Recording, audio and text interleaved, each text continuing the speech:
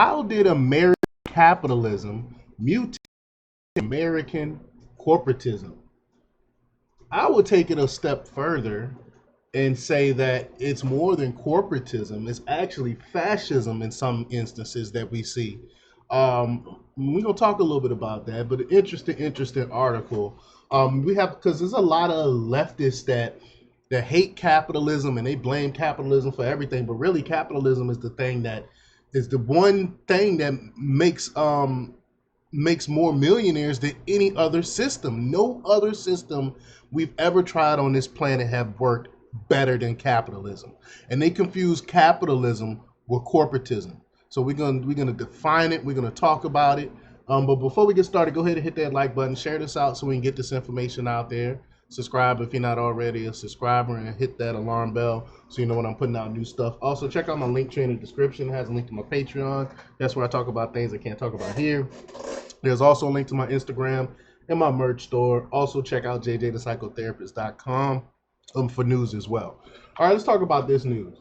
Now, this comes from the Daily Liberty by way of the Brown Institute, written by Jeffrey A. Tucker. And he reports that in the 1990s and for years into our century, it was common to ridicule the government for being technologically backwards. Sorry, struggle reading today, y'all. I apologize. We were all gaining access to fabulous things, including webs, apps, search tools, and social media. But governments at all levels were stuck in the past using IBM mainframes and large floppy disks. We had a great time poking fun at them. And it's true. I've seen it when I was working for the state. We still was writing things down by hand instead of typing it on the computer and stuff like that for a while. He goes on to say, I recall the days of thinking government would never catch up to the glories and might of might of the market itself. I wrote several books on it, full of techno-optimism. The new tech sector had a libertarian ethos about it. They didn't care about the government and its bureaucrats, which I loved. They didn't have lobbyists in Washington. They were the new technologies of freedom and didn't care much about the old analog world of command and control. They would usher in a new age of people power. Here we sit at a quarter century later with documented evidence that the opposite happened. The private sector collects the data that the government buys and uses as a tool of control. What is shared and how many people see it is a matter of algorithms agreed upon by a combination of government agencies, university centers, various nonprofits, and the companies themselves. The whole thing has become an oppressive blob. I agree. That's exactly what it is. I mean, here's Google's new headquarters in Reston, Virginia. Look at that building. Amazing. It's a beautiful building. I'm not gonna lie. And then here's the Amazon in Arlington, Virginia. Look at that. I mean, it's beautiful. I'll give it to them. But every major company that once stayed far away from Washington now owns a similar giant palace in or around DC, and they collect tens of billions in government revenue. Government has now become a major customer, if not the main customer, of the services provided by the large social media and tech companies. They are advertisers, but also massive purchasers of the main product too. And think about old Twitter and how Twitter was getting money to censor you. Government was coming in telling Twitter what to censor, and we know they did the same. They did the same thing with Facebook and also Google and YouTube. But Amazon, Microsoft, and Google are the biggest winners of government contracts, according to a report from Tussle. Amazon hosts the data of the National Security Agency with the $10 billion contract and gets hundreds of millions from other governments. We do not know how much Google has received from the US government, but it is surely a substantial share of the $694 billion the federal government hands out in contracts. Microsoft also has a large share of government contracts. In 2023, the U.S. Department of Defense awarded the Joint Warfighter Cloud Capability contract to Microsoft, Amazon, Google, and Oracle. The contract is worth up to $9 billion and provides the Department of Defense with cloud services. It's just the beginning. The Pentagon is looking for a successor plan that will be bigger. Actually, we don't even know the full extent to this, but it is gargantuan. Yes, the companies provide the regular consumer services, but a main and even decisive customer is government itself. As a result, the old laughing stock line about backwards tech and government agencies is no more. Today, government is a main purchaser of tech services and is a top driver of the AI boom too. Now, this explains why these companies are doing what they're doing, why they continue to censor, why they continue to kick people off of platforms, is because government is giving money to, and they're giving them way more money than us plebes are giving them. So of course they're gonna listen to the government when they tell them to start censoring people and stuff like that. But it's one of the best kept secrets in American public life, hardly talked about at all by mainstream media. Most people still think of tech companies as free enterprise rebels. It's not true. I mean, we seen it, we noticed it. This is when we found out, was through the COVID pandemic, how we found out how government has how much of a foothold government actually have on these companies. That's when it finally came to light. But the same situation, of course, exists for pharmaceutical companies. This relationship dates even further back in time and is even tighter to point that there is no real distinction between the interests of the FDA, CDC, and large pharmaceutical companies. They are all one and the same. And there's a huge revolving door. I've written a report on the revolving door before with the FDA, CDC, and how they go work for these pharmaceutical companies and go back and forth and stuff like that. It's a racket. But in this framework, we might also tag the agricultural sector, which is dominated by cartels that have driven out family farms. It's a government plan and massive subsidies that determine what is produced and what in what quantity. And then I think it was a week or two ago, the Black Farmers, I don't know what the association is called, but it was a Black Farmers Association. I can't really remember the name of it. They talk about how government is not giving them the subsidies that they normally get to help produce all this beef. And these farmers, that's why we have 1 billion pounds of beef left this year, less than we did last year. We're producing less and less beef because of the government. And they're trying to push out these farmers. That's why Bill Gates is pushing people on lab-grown meat and stuff like that, and they're using government to push out these farmers. It's sad. Soon we will have no real meat to eat because they're getting rid of all the farmers. But it's not because of consumers that Coke is filled with the scary product called high fructose corn syrup, why your candy bar and Danish have the same, and why there is corn in your gas tank.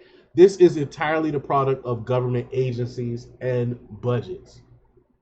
In free enterprise, the old rule is that the customer is always right. That's a wonderful system, sometimes called consumer sovereignty. Its advent in history, dating perhaps from the 16th century, represents a tremendous advance over the old guild system of feudalism and certainly a major step over ancient despotism. It's been the rallying cry of markets based on economics ever since.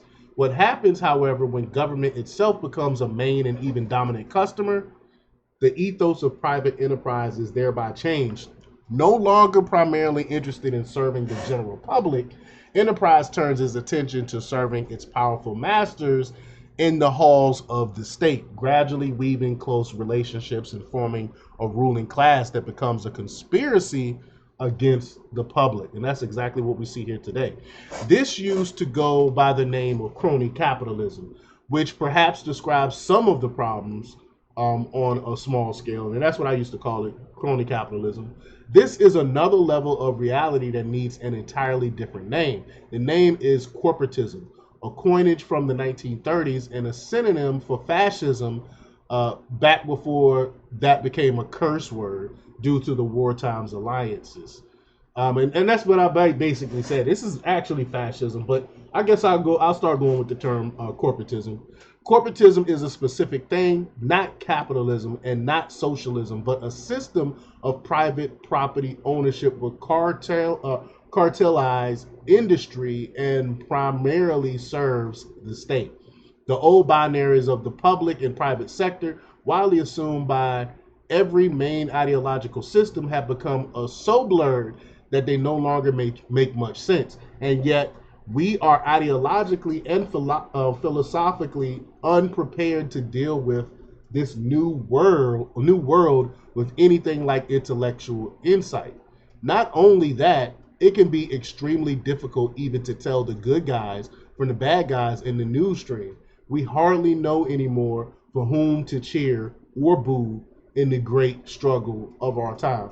I disagree with that a little bit. I know exactly who, because I do my research, and if they are anything against our Constitution, anything against real capitalism, fair capitalism, then they are not for us. It's simple as that for me. But that's how mixed up everything has become. We've clearly traveled a long way from the 1990s. Some might observe that this has been a problem far back in time, starting with the Spanish-American War. We've seen a merger of public and private as involving the munitions industry.